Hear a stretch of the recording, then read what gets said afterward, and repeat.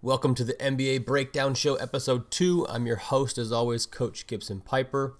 In this episode, we are going to look at the Milwaukee Bucks, how they made their run against the Indiana Pacers, some sets from the Thunder and Blazers game, as well as how Milwaukee's pretty much designed to compete against Indiana from a scheme standpoint, and how they executed that to perfection in today's game. As you can see, the timestamps are above right now where you can find all this information.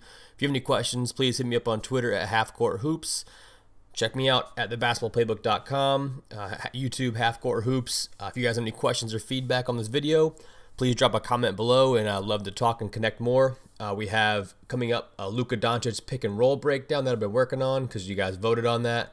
And we'll go ahead and get into this breakdown of the Pacers and the Bucks. For the Bucks and Pacers game, we're going to pick it up in the third quarter. Just under 6 minutes left when Giannis just got his technical foul when he was fired up because of that terrible no call.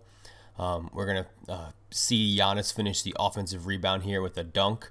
And this is really the kind of the turning point in the game when he got that technical. So here we can see Lopez is on the perimeter. Giannis is in the dunker spot. And this is like flipping the offense around. So Giannis is there for the offensive rebound. Something that the Bucks can do. And not a lot of teams have the ability to kind of switch that up. That puts the Bucks up 5. Here we can see a little early kind of wide pin down action for the Pacers for Bogdanovic. Giannis secures the rebound. On this wide pin down, we're going to see Middleton's going to try to go under and almost basically shoot the gap and get caught, but is able to recover and contest on this pin down screen. Good read, kind of planting inside foot by Bogdanovic, and a pretty good contest by Middleton. That's what the Bucks do most of the time on pin downs, is go underneath or trail them.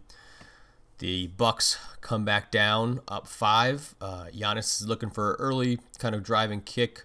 Miles Turner's in his gap, so he kicked to Lopez, who hits a crazy deep 3. If you're the Pacers, you're pretty much just letting him shoot this all he wants. This is like a jab step deep 3 from Lopez.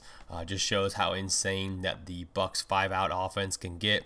Very similar to the Rockets when like Ryan Anderson used to bomb them from super far back, and Eric Gordon as well. So that puts the Bucks up 8 and triggers an Indiana timeout. After timeout, the Pacers are going to run a little Horns handoff set, a little 2-man game on the weak side. Good kind of defense by the Bucks initially, and then we get an offensive foul call because of the extension on Young. So here we can see bigs at the elbows in Horns.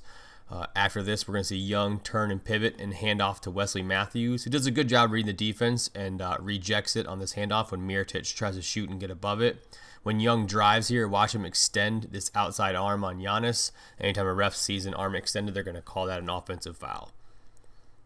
The Bucks are going to run just a little post-up set for Giannis. Nothing really complicated with this. Basically just exit to the wing and post up Giannis, and we get a foul call on Thaddeus Young. Here's that little post-up set where Middleton exits to the wing, post-up for Giannis, and then you can see the Young is going to displace Giannis with his quad. And once you do that, the refs are pretty much going to call a foul no matter what. Selling out of bounds for the Bucks is another post-up set. This time we're going to get an initial kind of like cross screen or back screen from Middleton to kind of free him up in the post. So after this kind of back screen here, we're going to see Middleton kind of seal in the post here. They ran this actually a previous game. They played the Pacers 3 different times, scored 3 times in that game, and then obviously scored here. So you knew they're going to go back to it this game. Put the Bucks up 10. The Pacers are going to come back down and look for like a little Horns dive action. Here we're going to see the Bucks trail and drop defense come into play, where you can see Miles Turner picks and pops for an open 3, but that's what the Bucks defense is going to be designed to do. We'll get more on that in detail in the breakdown later. 2 on the ball here, though, on the drop coverage. That means the pick and pop is open, and Lopez even does a pretty good job getting out to the shooter and kind of at least making him think it's going to be a rush attempt. So the Bucks are still up 10. I love this in and out move from Middleton to attack the glass, and then that was goaltending call on Miles Turner because it hit the glass before the block. Little slip kind of ball screen from Bogdanovic. The drop coverage here allows Lopez to hang back at the rim and contest the shot, and they have that coverage no matter what his situation is. They try to maintain that rim protection. Here we see the initial drive by Middleton. 5 out allows the lane to be open and allows an easier drive and puts the Bucks up 14. with just under 3:30 to go in the third. The Pacers come back down in their flow offense with some pretty decent ball movement. Here we're going to see more of the examples of that trail and drop coverage with Brogdon and Lopez in that kind of drop coverage. Good rotation by Giannis. And then another example of that on this ball screen here with Giannis being the guy who's trailing now. We're really kind of allowing that mid-range if you're the Bucks, and a floater there. That's not really a high percentage shot in the NBA or even in lower leagues. So the Bucks get the rebound and come down to early attack. We get a little step up from Giannis, a little slip. We got 2 on the ball. It means the roll man's open. Giannis is finished with a dunk. And that is going to do it for that breakdown of the Bucks and the Pacers. Now we're going to get into the Bucks trail and drop coverage. This is basically anytime a ball screen occurs, you're going to see either this or ice coverage, but Lopez is going to drop. The ball handler forces the guard driving into the ball screen and forces him downhill. The pop in this scenario is open, or a pocket jumper, like a mid-range jumper in the pocket between the big and the guard, are really the only 2 options that the offense is going to have to combat this coverage. And since the Pacers don't really shoot a ton of threes, but they do have guys who can pick and pop, like Miles Turner in this game, and Thaddeus Young at times. If Sabonis was playing, it might have been a little bit different story. He can attack a little bit more in that coverage. But this coverage is basically designed against teams like the Pacers, where you're protecting the rim first and basically just allowing them to pick and pop and shoot threes as much as they possibly want. And that was kind of the story of this game. Was the Bucks staying true to their drop coverage, forcing the player downhill, and now allowing shots at the rim. Now let's go ahead and get into some sets breakdown. Here's the opening set from the Milwaukee Bucks. This is a really good action to have Brook Lopez come off a down screen, little Iverson cut from Giannis into like a step-up screen. We're going to see Miles Turner help inside, and we have an open shot for Brook Lopez. They actually ran this action similar to this one time before from sideline out of bounds after timeout, where you can see a double screen for Brook Lopez now. Really, really good action if you have a stretch 5, and I like that the Bucks run that. Now, this is a bad sign to start the game if you're the Bucks. This is a extremely common set that the Pacers run after timeout. Usually the first play of the game, they run this little elbow kind of cross screen action. And I say that because I have about 25 other clips that I found on my hard drive from this season of the Pacers running this set. You can see a little kind of middle pin down, hit the elbow, and then a weak side cross screen or back screen for Bogdanovic. And they've run this pretty much opening set every game that I've seen them run, like after timeout special, nothing too fancy. Looking to either get him off a back screen or a post up. Here is a good horn set from the Thunder, where we hit the big at the elbow and then screen down for Paul George, coming off for a dribble handoff. In these 2 clips, you can see the Blazers do a good job helping off of the weak side corner, similar to like pick and roll coverage.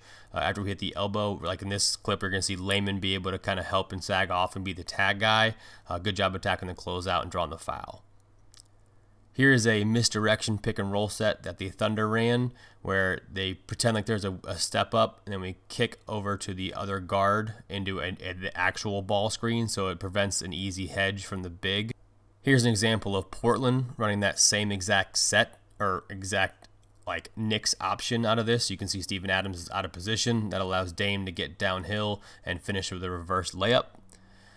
The next set, I like this a lot from Portland. This is their opening set. So you get some kind of scissor action off of Nurkic, and then we get a screen for CJ and flip back to Dame, and this creates shake action, and we know that Oklahoma City hard hedges, so we hit the roll man for a layup. This is a base out of bounds set that the Thunder run a lot this year. We get a little kind of cross screen for Paul George, who ends up finding Steven Adams for the layup. Oklahoma City also runs similar action to where you just get this flat screen and then hit Russell Westbrook, whoever inbounds it, for a post-up opportunity. They like to run and post up the inbounder on sideline and baseline out of bounds. Inside line out of bounds, they also run an Iverson cut. So here you can see Schroeder Iverson cut over the top. He's going to end up rejecting this side ball screen, driving in, hit Noel for a dunk. So out of bounds for Portland, they usually hit Nurkic at the elbow, and you got options for cutters. We can turn into a Chicago action or a handoff action like we see here. It just depends on the read, and it's pretty good because it's not scoutable. You can't really scout what they're going to do there. Here is the end of game set from Cincinnati that I tweeted out. So here you can see a lot of action on the strong side, like a double screen and then a curl and a rescreen. This is all just decoy, setting up the weak side kind of backdoor cut. And you need a 3, with 3.5 seconds left. So here you can see the setup with that kind of dummy action, and then a hard cut up to the top of the key, and then a plant and almost like a backdoor cut to the corner for an open 3. Great set after timeout, just didn't fall. Well, that's it for the breakdown. I hope you guys enjoyed this. I'm going to keep doing more of these and keep trying to improve as time goes on. If you have any feedback or any thoughts on this, please let me know. I'm trying out some different things, so if something doesn't work for any of us, then just let me know and we'll work it from there. If you have any suggestions or comments on what you want to see more of, less of, just let me know in the comments below. Hit me up on Twitter at halfcourthoops. Check out thebasketballplaybook.com, and I'll talk to you guys soon.